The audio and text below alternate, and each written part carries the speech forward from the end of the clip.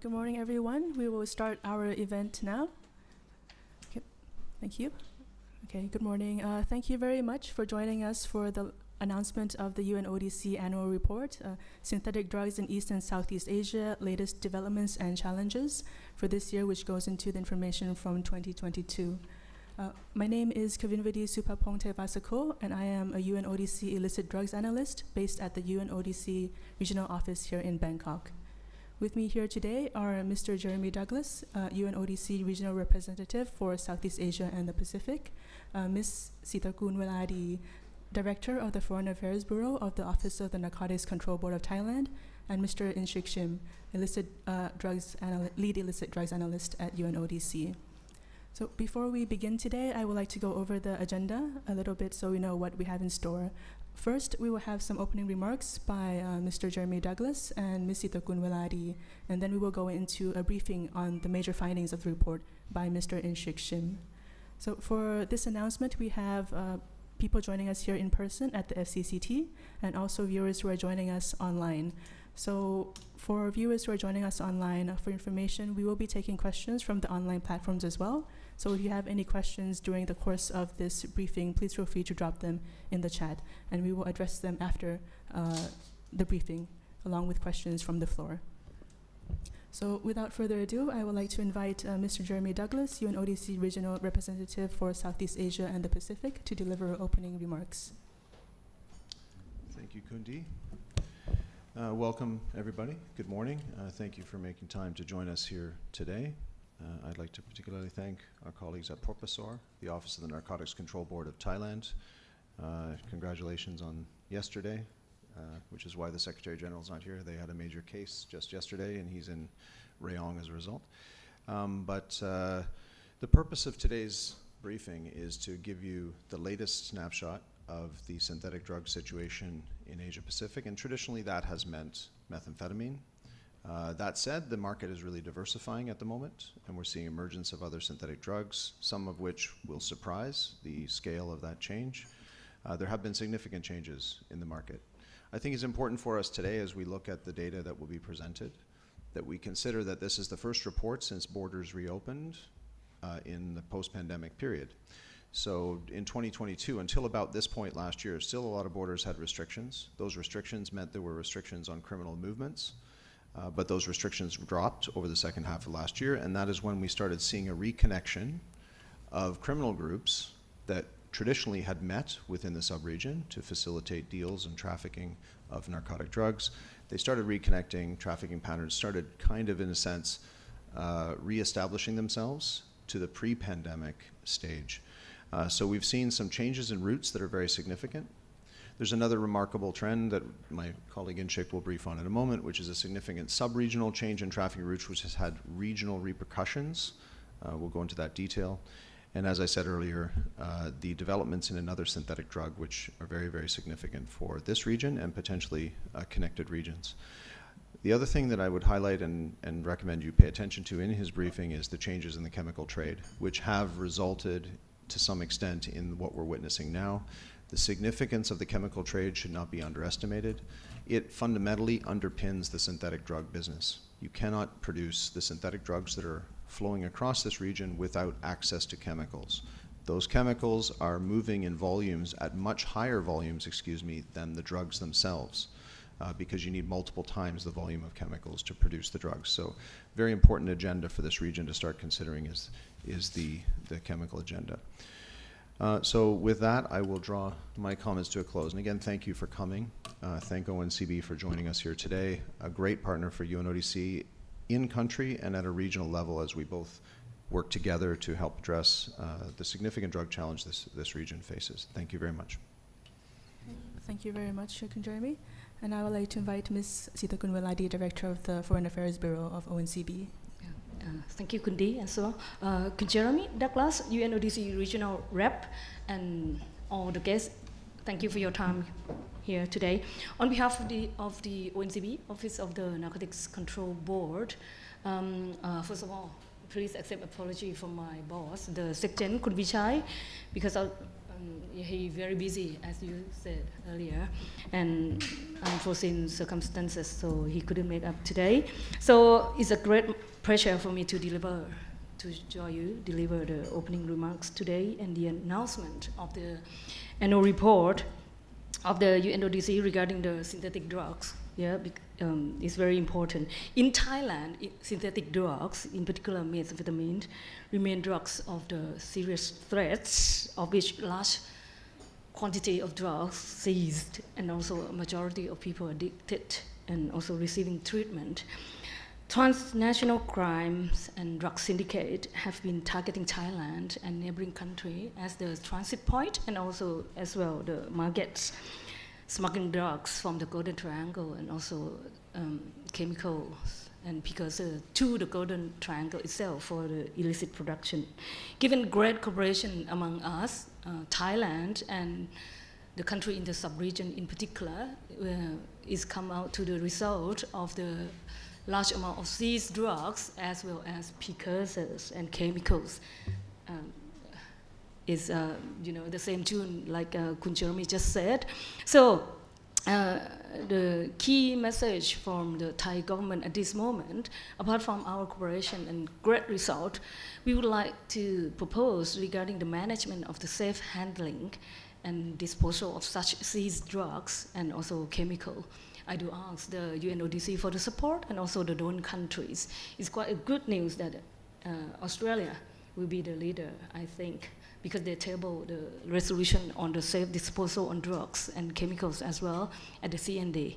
So moreover, with the latest trends of more diversified of synthetic psychoactive drugs, products, increasing use of non-controlled precursor chemicals, and I do believe that forensic information can support us to understand more about these developments as well as for the investigation and our cooperation in the future for effective, not just only law enforcement, but for policy making as well, for the effective response.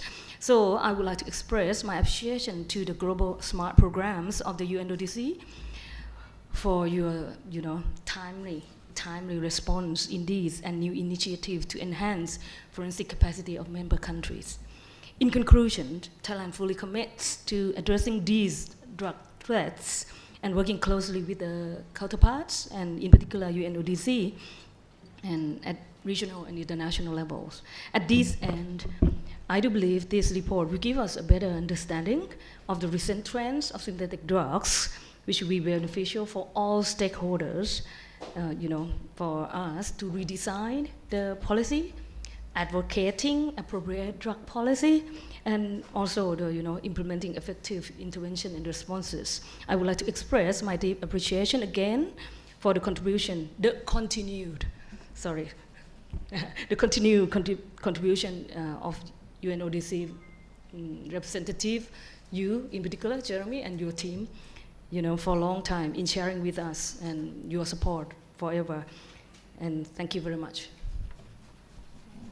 Thank you very much for your remarks. And now, without further ado, I think we can go straight into the briefing of the report. Inshik, the floor is yours. Thank you.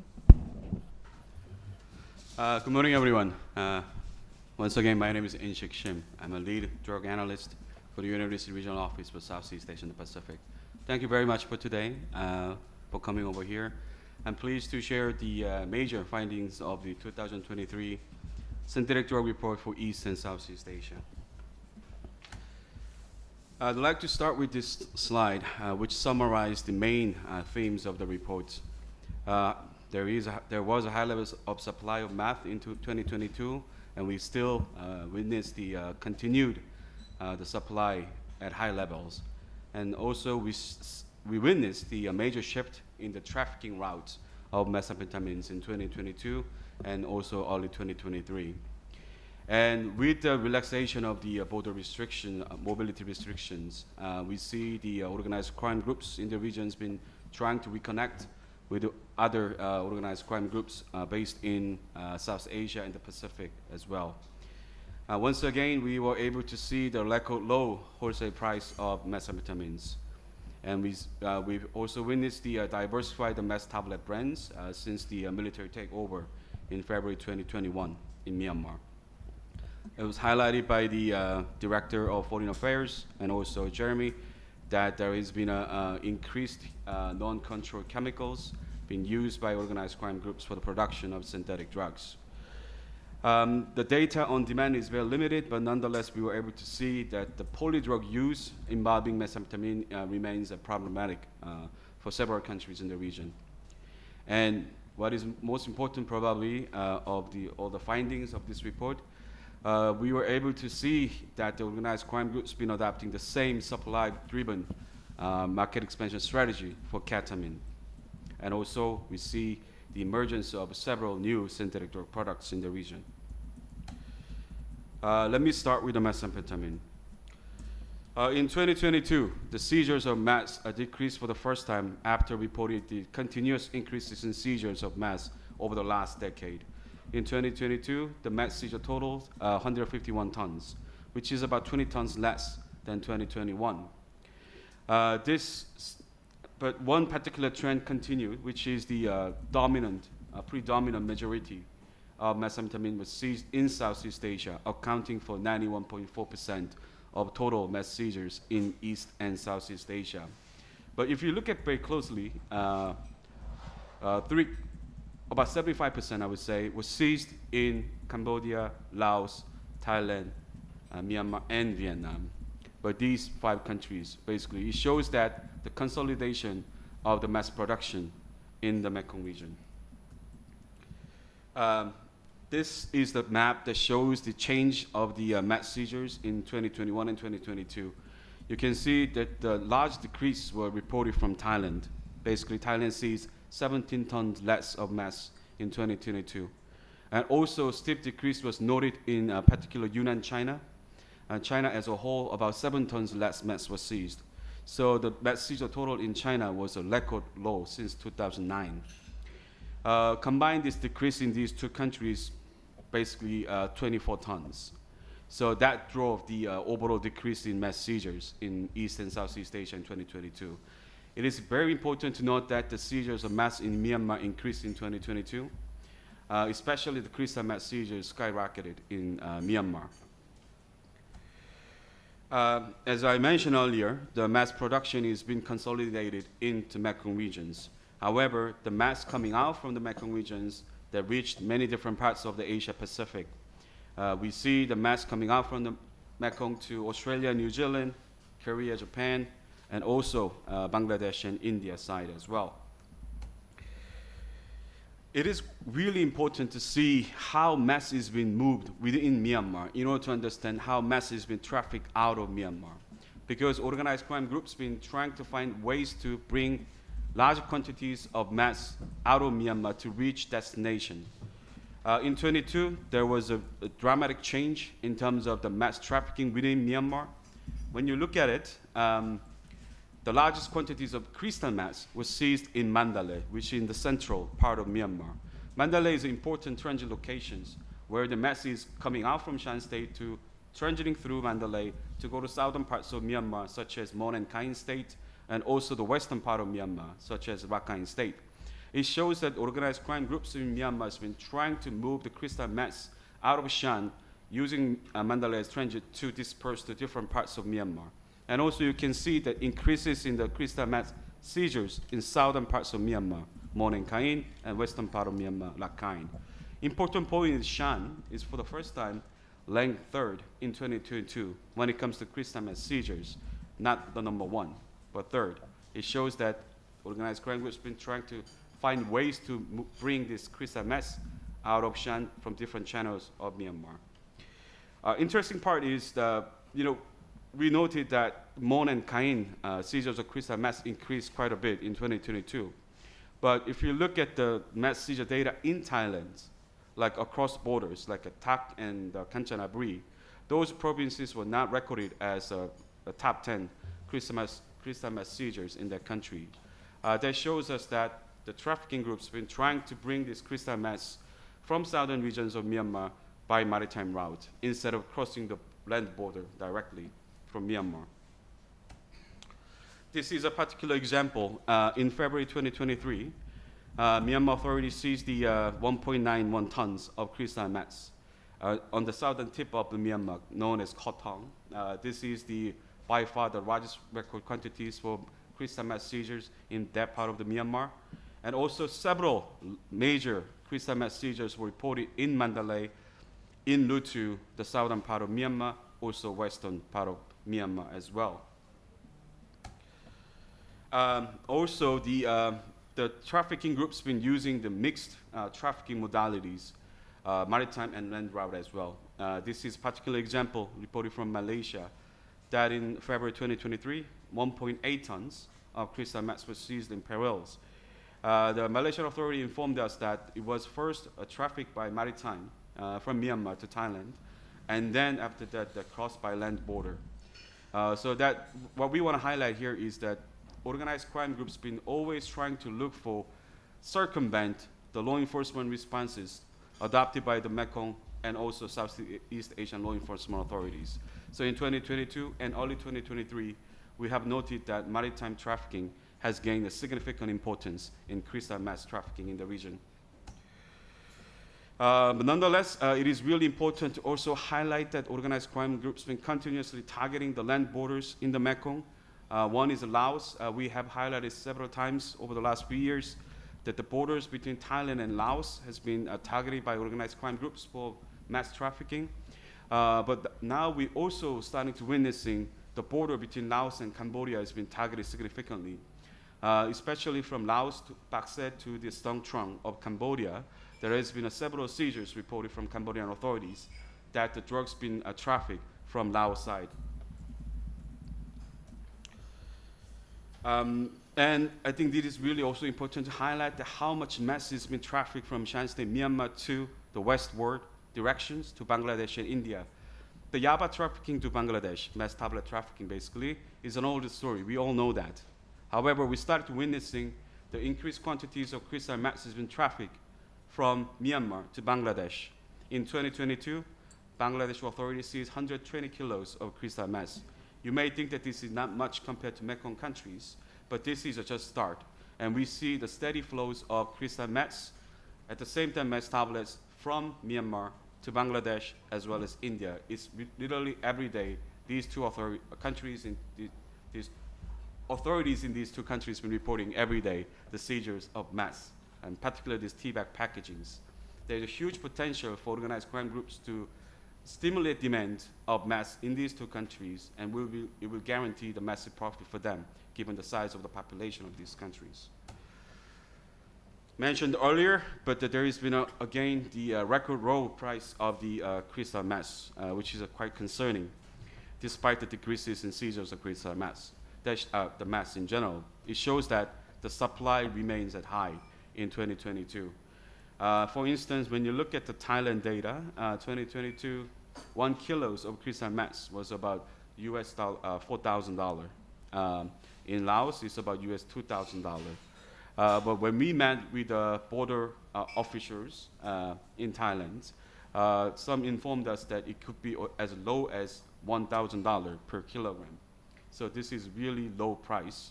And I remember that it was before the meth supply kicked in from the Golden Triangle side, it was close to $20,000 per kilograms, but it's continuously going down, which is a significant concern.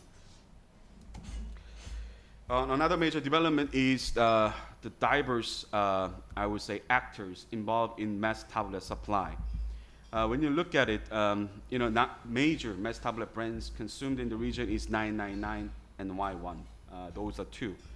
And when you look at it, these other logos, basically, that do not belong to 991 or Y1 has increased quite rapidly over the last few years. Especially in 2021, there was 13% of all meth tablets seized in Thailand were packaged in the other branding. But in 2022, it further increased to 26%.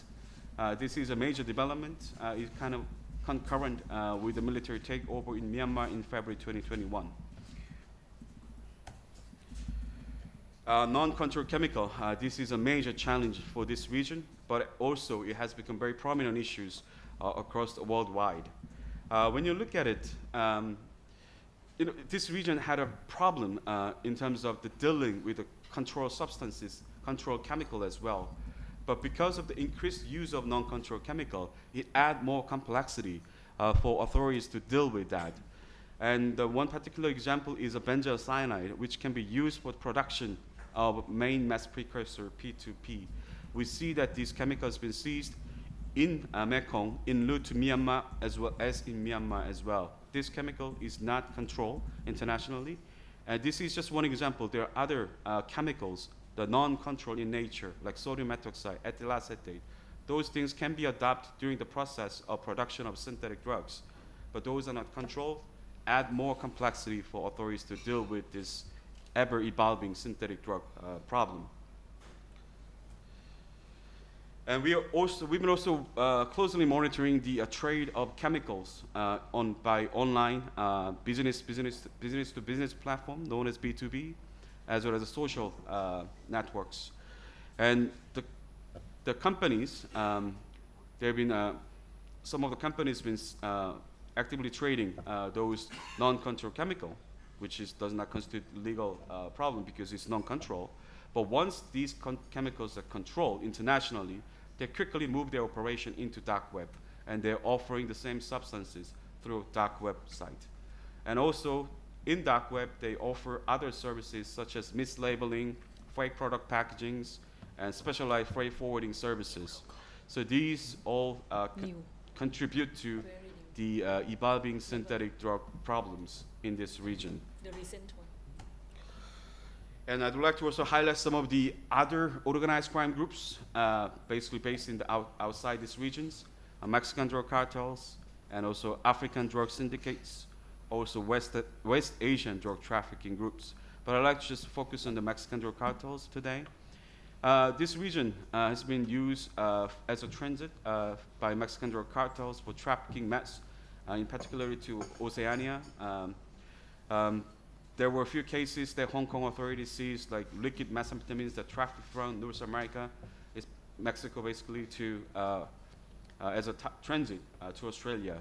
But also, Philippine authority reported the small laboratories that were used for the converting liquid meth to crystalline methamphetamine that was set up by the French and Canadian, some Filipino nationals.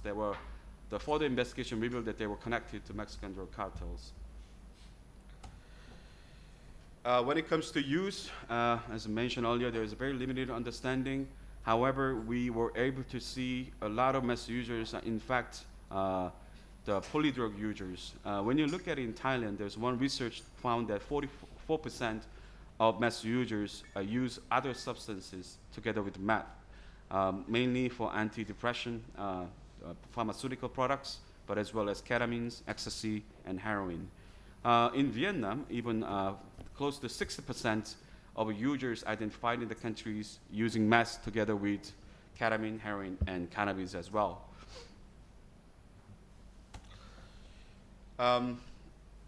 I shared some of the major findings on meth, and I would like to move on to ketamine. For ketamine, in 2022, record quantities of ketamine were seized. 27 tons of this drug was seized in East and Southeast Asia. As you can see, the seizures, increases in seizures were driven by Southeast Asian countries. You will be surprised, Cambodia alone seized about half of the 27.4 tons. And this is mainly because of the industrial scale ketamine production has been taking place in Cambodia. This is just one example of the photo. But let me show you the short video to show the scale of the ketamine production in Cambodia.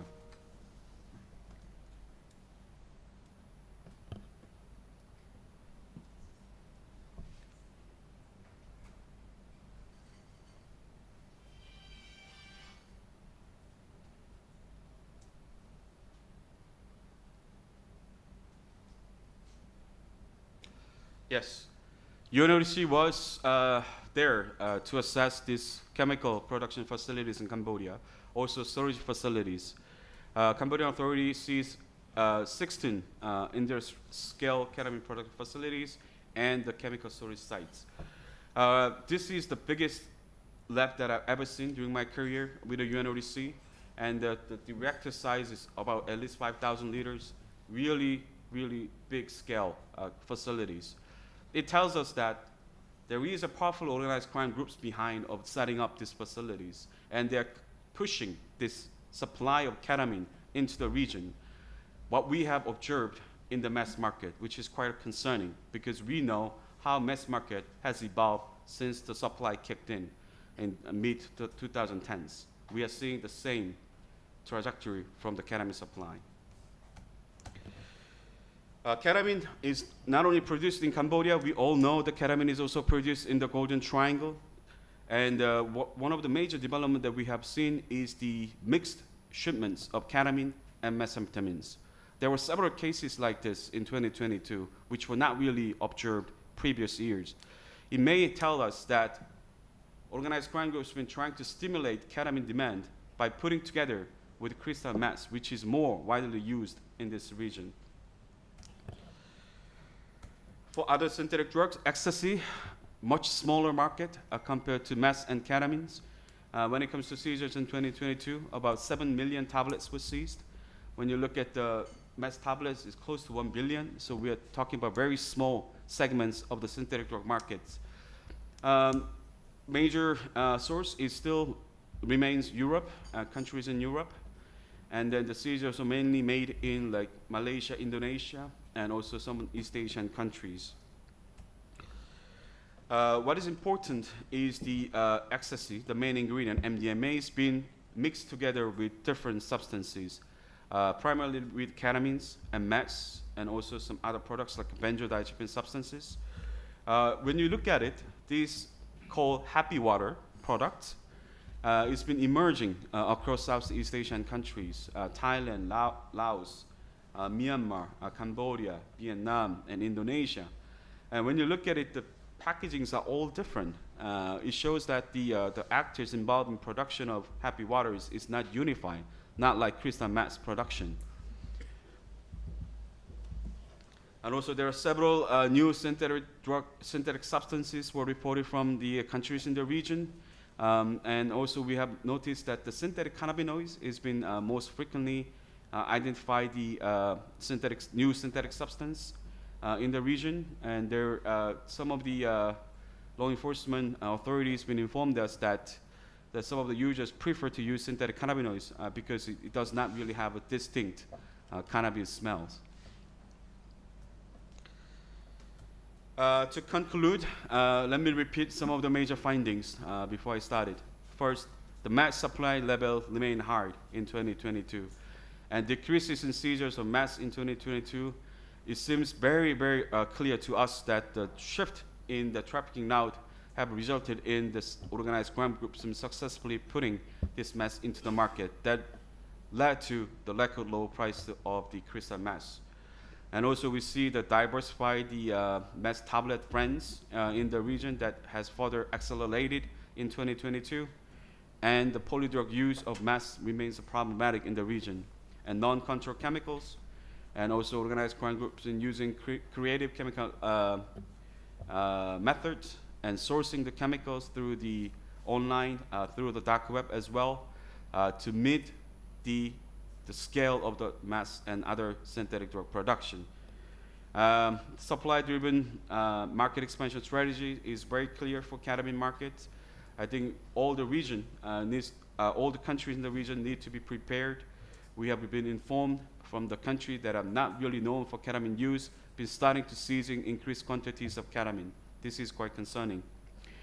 And all in all, I would like to highlight that this evolving the synthetic drug markets can be possible without the steady supply of chemicals, and we really need to work on these chemical matters.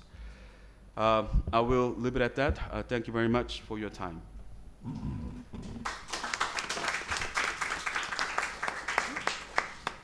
Thank you very much, Inshik, for that comprehensive briefing on the major findings of the report. So before we go into the questions, we have some questions online already, so I think we'll take 2 from online questions, and then we'll open the floor to people here for questions from who are with us here at FCCT. So for the first question that we have, I would like to address this perhaps to Kun Jeremy. The question is, that's a significant change in trafficking in Myanmar. How did that happen, and how did no one notice this change in patterns with you? I think we have to remember traffickers are smart. Their job is to evade the police, to try to move product to market and connect to the market. The picture didn't really emerge from Yunnan for the rest of the world until very recently. And that drop in Yunnan and the drop as well in Thailand, which really is pronounced in northern Thailand last year, was a clear routing around northern Myanmar, northern Thailand and the Golden Triangle, pushing that supply down the middle of the country to the Andaman Sea, as Inchik rightly highlighted. I think it's really important to note that I think a lot of the product, given the price data that we just looked at, continuing to decline, that other reports from all the countries about the availability on the street being extremely high, I think we have to look at the fact that just more drugs sailed by. Traffickers were a little more successful last year than in the previous, and they were able to connect to market mainly using maritime routes that were not noticed by people over the course of the year. I think one more thing I would highlight on Myanmar that is very important was the other slide that he had about the small tableting operations that are running in Shan State. That's a massive change from only 2 years ago. There are now a whole host of brands of yaba or methamphetamine tablets flooding Laos, Thailand, even making their way into Cambodia and Vietnam, as well as within Myanmar itself. But that diversity is associated with a whole diversity of armed groups and militias within the country which are tableting the drug at this time. So we see the drop of the ones that are produced by the Northern Alliance group, or the Northern group as they so-called, and the Southern group as they so-call, the 999 and the Y1. But frankly, all those little brands reflect the fact that there's been an uptick amongst all the small armed groups in the country. Thank you. Thank you very much. And I think one more question online before the floor questions. This one, I think, Pastor Inchik, if you could take this question. There's a question about ketamine. So that the amounts of ketamine seized in the region is staggering. So where is it all going? Who's using it? And is there really a demand for ketamine?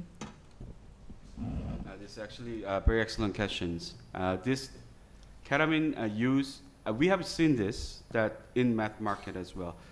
Supply can create demand when it comes to controlled substances. For ketamine right now, mainly the biggest user populations in China and Taiwan, but now we see the ketamine use has been increasing across the countries in the region. First, starting with the Southeast Asian countries, like Thailand, for instance, and Vietnam, but now we see the ketamine uses has increased in East Asian countries as well. My home country, Korea, as well, they started to seizing increased quantities of ketamine, as well as people being identified as ketamine users. Japan, the same, and Australia and New Zealand starting to seizing also ketamines and people involved in the ketamine use. So we see that how this supply can create demand in the region, and I think that's the so the user population in the regions has been basically expanded. Thank you very much, Inshik. Yes, from the information on ketamine, just to add a little bit to Inshik's responses, we saw that there was a record amounts of ketamine seized in 2022, most of it from Cambodia, but actually virtually all countries and territories in East and Southeast Asia seized more ketamine in 2022 than they did in 2021. So the only Hong Kong, China seized less, but everywhere else increasing ketamine seizures across the board in the region. Okay. So does anyone here at FCCT have any questions? Yes, there's a microphone back there, so please, Ms. Mei Wong, I think you were the first to raise your hand. Thank you.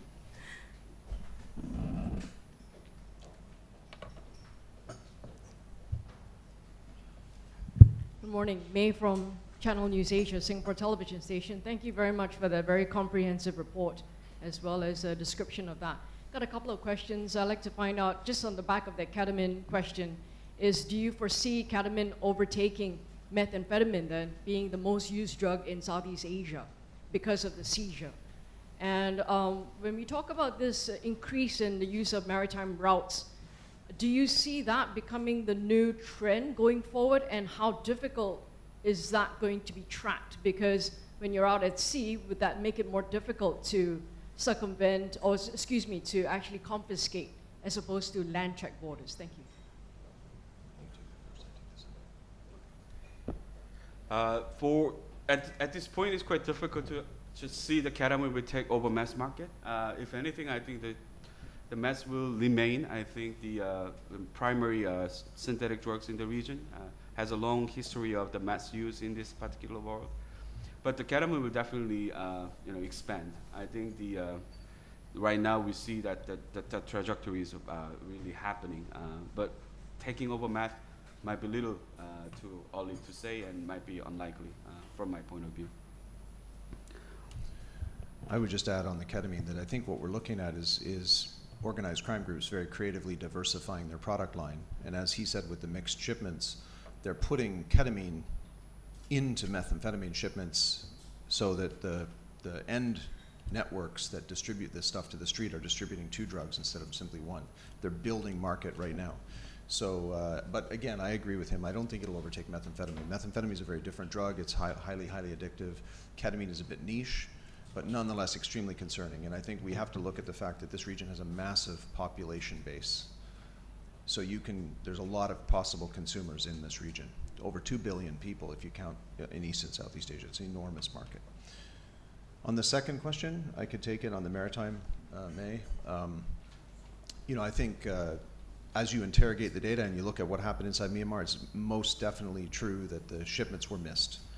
And especially when you look at that price data. A lot of product literally, quote unquote, sailed by on the high seas.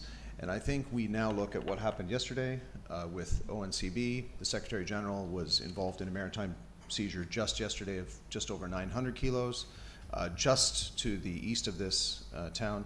The point that we kind of made at the beginning was the reconnection of criminal groups that has occurred since borders reopened. There's been movement, criminals were also similarly restricted by COVID border closures. There are also reluctance after the Anon operation to use some encrypted apps. They're now reconnecting, they're making face-to-face contact in this region, facilitating major shipments as we speak. Thailand in the last month alone has seized over 8 tons of crystal methamphetamine. Last year they only seized 9 and a bit. So that's in 30 days. So we're looking at a massive change in trafficking patterns as we speak, as these major loads are negotiated and shipped. Maritime will feature heavily in that for the reason you mentioned, which is, frankly, it's hard to police the high seas, especially on oceans like the Andaman that are wide open and lots of fishing vessels, but even apparently in the Gulf of Thailand. Maybe I just add on a little bit regarding the operation-wise, the law enforcement, upon your question regarding whether it would be more difficult or not, in my opinion, I don't think it will be even harder because actually because to traffic by sea is going to be the big batch, for the return of investment because they need to, that means they're going to move in a big batch. So actually it's based on intelligence, Yes. Yeah, purely for the big one. So actually it's not harder, but it's as hard as the trafficking by land anyway. Yeah, you can't search all the vessels. It's intelligence that led to what happened yesterday, and it's intelligence that will lead to others like it. Thank you. Actually, if you don't mind, there was one question online that related to the discussion just now. So if you don't mind, I would like to ask that one first before we go back to the floor. So we have a question actually for ONCB. The question is that Thailand has made a lot of big meth seizures recently, and we mentioned already the one yesterday in Rayong. So the question is, what happened for that case, and also how frequently is the Gulf of Thailand being used for trafficking? Actually, to be honest, it's just recently, it's kind of the resuming of normalcy at this moment. They try, for the criminals, they try to find the routes, as always. How can they make the profits as much as possible? And okay, when we press the pressures on the north and on the northeast, you see the trends of shifting the routes to the west. And maybe just a little bit add on the trends earlier. How can we know that in Myanmar they changed the routes as well? we just had a meeting, bilateral meeting with the Myanmar as well. They analyze similar to the, and it's correct, it's responsive to the real situation though. Because Myanmar also noticed the shifting of the routes to the west as well, in particular for the big batch of the, ice and ketamine in particular. Yeah, so for Thailand, it's just a coming back of situation. Actually, we found the more often use of the maritime trafficking during the COVID-19, but because of the response was quick, we can, see the drifting of a lot of drugs, ice, and we have close cooperation with the neighboring countries because we share the same situation with the Cambodia and Vietnam. And in particular for ONCB, we have the, the minister counselor from ONCB based in Hanoi, based in Phnom Penh. So we follow up and monitor the situation closely and follow tracks of the criminal. So during the COVID, they changed the routes to the west, the Andaman Sea instead. Now, as in the south at this moment, I think it's just the coming back. So we will keep monitored and expand the investigation with our counterparts closely. Yeah. I think the point that she made just now about its return to normalcy. So we're looking at a return to the pre-pandemic patterns where we used to see massive shipments that were moving, and that was the pattern in 2019 particularly. And I think we're back at that pattern. We're looking at we're in the middle of it right now. Thank you very much. And from the floor, please. Good morning. My name is Esther Roman. I'm with the DEA, Drug Enforcement Administration from the U.S. I have a question. You touched a little bit on the influence or the presence of the Mexican DTOs in the region. Do you know if those are related to CJ&G or Sinaloa? And you said that there were meth labs that had been set up here in the region. Do you have data saying that meth labs have actually been seized and the workers are coming in from, I think you said, French, Cambodian, and Filipino workers? So I'm very interested in whether or not you can say if there's actually a Mexican DTO presence versus an influence of the Mexican DTOs. That's my first question. The second question is on the markings of the meth tablet, the Yaba tablets, the Y1 or the 999. Mr. Douglas touched a little bit on it as far as being able to associate those labels to different areas where they're being made. Can you touch a little bit on that? And then one more question. Are you seeing any fentanyl in the region, or do you see that that's becoming a problem, going to become a problem here? Thank you. I will start with, okay. Thank you very much. For the Mexican cartels, yes, we do see that influence. I wouldn't say that Mexican is producing mass here. There is no need for Mexicans coming here to, Mexican drug cartels are coming here to produce methamphetamine in the region. The case that I mentioned during my presentation, there are particular countries in East and South that has been targeted as the transit for mass traffic from Mexico. One is Philippines, and also Hong Kong, and also Korea. There were three. These three were, I would say, targeted as Mexican drug cartels as a transit for trafficking crystal meth to Australia. The particular lab, it was very small scale, in fact, and it was not Cambodian. It was French, and Canadian, and Filipino, and there's three people set up a small scale. I would say the mass conversion lab. There is no evidence that there was the mass was produced from the scratch. It was more likely, highly likely, the liquid mass was imported in the Philippines and then converted in that lab, because there was no precursor chemicals, but just for the chemical they needed for conversion for liquid mass to crystal mass. So all in all, there is no really need for Mexican drug cartels to come over here to expand the market, because there is already strong organized crime groups been feeding the meth and other synthetic drugs in the region.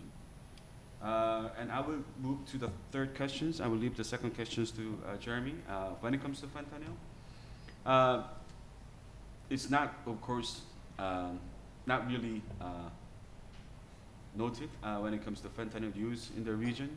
However, there is some indications the availability of this particular substance. For instance, in Korea, there were people been using, especially younger populations, been fentanyl pharmaceutical products for non-medical use. It is quite noted over the last few years. So number of prescriptions for fentanyl been increased over the last few years, which could create some demand for the illegal synthetic opioid products. But at the moment, other than that, not really that we have seen the fentanyl use in the region. Okay. We have seen an uptick in heroin supply, which is not the same, but just notably in Shan State last year. And we're analyzing the data right now. We're in the middle of it for the opium production this year, and so we'll publish it at the end. But there was a notable increase last year, so fentanyl hasn't yet infiltrated the heroin market here in this region, or at least minimally. So I would just add that, I think. The other point that you may asked about tablet marks. So ONCB, actually, kudos to them. They do really incredible tracking of this. So what they do is they actually track the shipments and analyze the markings across the shipments, and they share that forensic intelligence with us. It's really helpful because what they did, it's primarily the packaging. Sometimes the tool markings are similar or they're slightly different, but the packaging themselves associated with different small armed groups is very different. So we've got an emergence up to now 24% from 2 pre-coup, or pre-military takeover, right, in the country. So we have a very distinct change within that. I think that has profound sub-regional challenges because now you no longer have two dominant suppliers. You have now a couple dozen, really, suppliers. Yeah, okay. May I add on just a little bit regarding the, YABA, the meth tablets, the forensic lab. Our work, we have done for a long time because we have the labs of our own, kind of the institute, and almost the exhibits of the cases, more than 80%, we have the lab analysis at ONCB. So we have a very good data bank, not just only physical, but also the scientific evidence regarding the analytical results. So we compare even, the degree of the Y, long tail, short tail, how many degree different like that. And actually it's help in intelligence investigation expansion as well, because we can tell which group, after we analyze that, we can see the customized logos and stuff, and we can identify the groups who produce it or who make the tablet like that. Okay, so if you want to learn more, you're more than welcome to come to visit our lab. And also you can, we produce quarterly report regarding our analytical results, not just only the YABA, it's also ice and ketamine and happy water as well. So you're more than welcome if you want to. And regarding fentanyl, we just went to US and it's quite a concern. And it's a good news. We have the recent big project with the DEA. Yes, we have some DEA chemicals experts here as well. Oh, not hiding though. Yeah. Good news, at this moment, we can guarantee that at the Golden Triangle, they still not start the production of fentanyl yet, because we have the program earlier before the DEA jumped in. The cooperation with the labs in the CLMV countries, Thailand has been long supporter for them for development of their forensic analytical work. So we provide them with the equipment, GCMC, and and the training for capacity building as well. And we collect the data of our neighboring country as well. So recently we told DEA at the headquarters as well that the samples, we have the big project now, we're gonna collect more than, I think, 300. But right now we start analyze already so far 100. I think none of them show the trace of making fentanyl. So yeah, for safe side at this moment. Thank you. Okay, one question from the floor. And after this question, we also have some more questions from online. So after this question, online questions. Hello, Laura Bicker from the BBC. Thank you so much for presenting your report to us today. I've got 2 questions. Again, I'm going to be that person. If I can ask the first one on Myanmar, it's a significant increase in seizures in Myanmar. Which outside police forces are working with the junta within Myanmar to ensure that these routes are looked at and monitored? And what particular challenges are you facing within Myanmar since the coup? And secondly, when it comes to the maritime routes, I mean, I saw yesterday when I was speaking with officers when we were looking at the seizure yesterday of the crystal meth, he was saying that it takes 100 officers to go through the intelligence. It's a 4-month operation. So does that mean with the diversion of these routes, you're going to have to move more officers towards the Island Sea or the Gulf of Thailand? Thank you very much. Maybe respond to the second question first. Actually, no need to remove, but I think coordination closer, because we have Sonchon, TMAC, I think English, the shorter name. Because actually we cooperate with them for a long time, and it's their authority for the region, the maritime region, that they have the power on, and we have the integrated forces under Sonchon, so it can work I think effectively already. Basically, whether it will be successful or not, it begins from the good intelligence first. To beef up the authorities at the end of the process, I think it's not difficult. We have the Region 2, or NCB Region 2, we have Police Region 2, we have Sonchon, we have, for beefing up the force is not difficult. But to monitor and keep tracks, we can follow them from the north, we can follow them, and we can talk to the neighboring countries. So it's just to keep up with the trends, with the intelligence, with the informant, whether we verified it well, and we can keep track them, and then they can start operation nicely. This one, to the second question, regarding the challenges, the real challenge in Myanmar. As long as the security, political and security issues this is the answer from the high level, the policy level in Myanmar government, though. When we try to, ask for cooperation from them, they said, okay, as long as the political and security issues still there, no, reversely, actually, they said, they try to solve the political and the social security problem in their country first, and then the drug problem will succeed.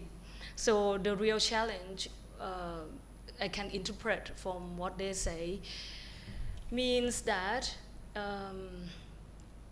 we need to help them, to at least a certain degree of the political and peace along the border, so then the authority themselves can get access to the problematic area along the border. In particular, that's the strategic area for Thailand. Yeah, I talk on behalf of the Thailand and Thailand government only. Okay, in particular, the situation along the border in the north of Thailand, we also have the proactive projects there as well, and has been for more than 2 decades.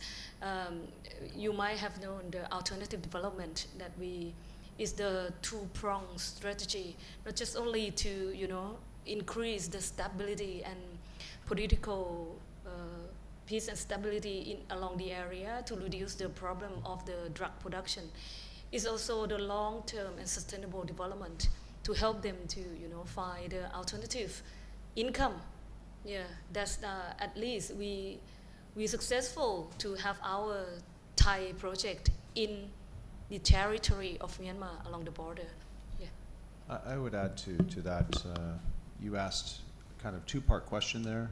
One was who's cooperating, and clearly Thailand has a relationship with Myanmar, which is ongoing. Ours is a bit fragmented at the moment, but nonetheless we have staff in the country that are doing good work in Shan State, as well as other parts of the country on different topics, alternative development or drug treatment. But there are other countries cooperating. China, other neighboring countries are also cooperating. Even international partners are currently cooperating. If you follow, Senate testimony in Australia, you'll see that they are. The National Police Chief has testified to that effect. They just, again, testified to that effect last week, in my understanding, where they talked about the extent to which that cooperation is ongoing. So it's very clear that there is cooperation from a number of governments for the reasons that Kun Ying just said, which is if you're going to address this problem, you have to have conversations with people in the country, despite the fact that the situation, the political and security situation, is very challenging. And to that point, I would say, if you look at the overall Myanmar figure, and then you look at that one map that Inchik presented with the different decreases and increases in different parts and the different trafficking routes in the country, I think it's quite concerning what we see in Shan State. Shan State is the epicenter of production for Asia Pacific, and yet seizures dropped in that state massively last year. Why?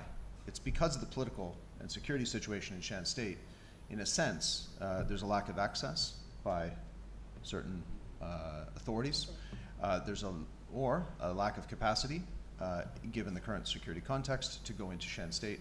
And essentially, that allows a lot of these little groups that are tableting, or a lot of the other groups that are producing ice, to essentially have a free hand. They've allowed that in turn has a spillover effect into Thailand, into the center of Myanmar, or the rest of the region, and therefore the change in trafficking routes.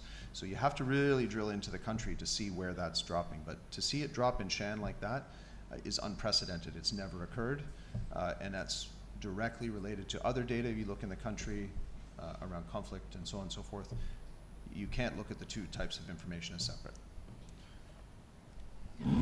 Thank you very much. I know it's close to 12, but I think there are still some online questions. I think we can take 2 online questions, and then maybe so the first question, also related to the maritime trafficking, is we have a question on bearing in mind the difficulty of interdicting the flow of products, quote unquote, sailing by and traveling on land. Does the panel see the potential for drone surveillance, both for smuggling and IUU fishing, so illegal, unreported, and unregulated fishing? Drone surveillance. Yes, drone surveillance. Yeah. I can answer in general terms, and maybe Kun Ying can add, but there are drones in use by governments in the region to track at the borders in the north, but also I understand TIMEC as well uses drone technology to track maritime shipments. I can't speak to the extent of it, but they are doing that. We've also worked with TIMEC and provided some technology in that space to help them to do some surveillance, but maybe you want to. Is there anything to add? No? Yeah. That's it. Great. Using all technologies that can help. Yeah. Good Great. point. Yeah, great. So I think the last question for today, considering the time, this is a question on chemicals. Maybe Inshik, maybe you could take this one. The question is, what is the latest situation on the chemical trade? It must be massive, considering all the drugs that are coming out of the region. Where are all the chemicals coming from? Yes, the chemical is, of course, massive quantities of chemical has been traded, also traffic as well. But if we have to name the countries, when it comes by quantities, probably China, India, which is not surprising because given their legitimate chemical industry size compared to other countries. But I would say that Asia in general, because Asia is a home for the chemical industry, basically at the global level. So we see several other countries in the regions, including Thailand, Vietnam, also chemicals been coming from this part of the world to the drug production site in the region. Actually, I would add something very interesting about that. So we've seen, he mentioned in his talk that non-controlled chemicals are increasingly in use. He also just mentioned China and India as the two big sources. This year has seen a particular uptick in supply from India, which may indicate controls in China are more effective. Time will tell. But I think if you look at, for example, he presented a very unique situation. We were in a drug lab, not myself, he and a couple of colleagues last year for several days, a series of drug labs and warehouses in Cambodia documenting everything. And in the Cambodian context, with all of those large ketamine laboratories and synthetic drug laboratories, there were chemicals found from 12 countries. And we've taken the labels and documented that. Literally 12 countries around the world. The dominance was this region, like chemicals important and less important from different countries, but also as far afield as Europe. It's quite amazing what was in there. Through brokers that are based here in the region. But nonetheless, that shows you that I think there's creativity in sourcing when necessary. You can get them from various sources. It's also very important when you're talking about chemicals, though, to look at this region as the epicenter of the global chemical trade, because you cannot have production in Mexico without chemicals, and they come from here. So when you see the answer to the Mexican cartels was partial, because fundamentally they are here, they're sourcing chemicals here, but potentially through different marketplaces online, but also physically with their partners here in the region procuring chemicals. Thank you. Yes, last question then. Sorry for the last minute. My name is Lin Hao. I'm from Xinhua News Agency. You touched on the cross-border cooperation a little bit. China is it's bordering the major routes, the Golden Triangles and those kind of things. Can you explain China's roles in cross-border among your agency and the regional cooperation in tackling the problem you have outlined today? Yeah, we work fairly closely with China, particularly an agency called the NNCC, which is part of the Ministry of Public Security. So we work extensively with them on data analysis, but also some projects, some cooperation projects. And this year they're hosting a political process of the Mekong states. The ministers from the Mekong will be gathering in Beijing to discuss an action plan on drug trafficking and production and use in the Mekong region. So they take a bit of a political leadership role in that sense with the Mekong states. We act as a bit of a secretariat for that process. So we have a very good, close, cooperative relationship with China as an agency, as they are a key member state, P5 Security Council member in the UN. So we work with them. At the same time, you asked another part to your question, which was about the China being on the front lines. I think we witnessed last year that drop in Yunnan. Yunnan is the gateway into China for the product out of the Golden Triangle. And a massive drop occurred within China, largely driven by a drop within Yunnan. And that is as a result from everything, all the indicators we have, the increased effort that they put on the border there was very, very significant. So they had a lot of extra law enforcement presence and border control effort placed there. They also had another effort, which was Operation Clean Borders, which was to stop chemical flow going through, which may indicate why we're seeing other countries pick up in terms of the supply of chemical into the Golden Triangle, i.e. India. But the point being that that drop drove the regional drop. So China is on the front lines, but China has had a massive effort on those front lines, just a little less publicized than other states. Thank you. Okay, just to add on, just agree and more information regarding the China cooperation with the countries in the sub-region, not just only the framework of UNODC. They also initiated a project called Safe Mekong, coordination project. So at this moment, it's still running on, and they put a real hard effort because they conduct many operations along the border as well. In particular, with Thailand, we quite joined and quite tightly regarding the chemical controls. They also provide a lecturer and also the training course for the chemical controls for the countries in this region as well. Yeah, just to add on. Okay, thank you very much. I think it's a bit after 12. I think that's enough for today, for time for today. For everyone who's here, we'll still be around. So if you have any questions, you can come up to us and ask us after the event is over. So thank you very much once again for joining us. You can download a copy of the report from the UNODC Regional Office website. It's available there now. And thank you very much once again for coming and for joining us today. Thank you.